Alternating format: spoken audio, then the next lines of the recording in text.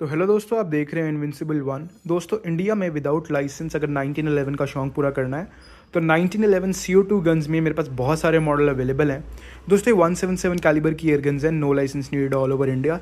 मेरे पास Remington available है, जॉन वेन अवेलेबल है, कोल्ट है, तनफोगलियो अवेलेबल है। फुल मेटल बिल्ट आती हैं, no licence needed all over India.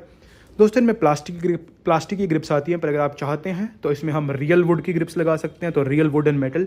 अगर फुल मेटल करना चाहते हैं तो गन तो मेटल की है ही, ग्रिप्स भी आप इसमें मेटल की लगवा सकते हैं, गोल्डन ग्रिप्स। बहुत अच्छा डिज़ाइन रहेगा। शूटिंग वीडियो मेरे चैनल पर पड़ी हुई है, आप जाके देख सकते हैं। Hope you like my video. Thanks for watching. Have a nice day. Bye दोस्तों।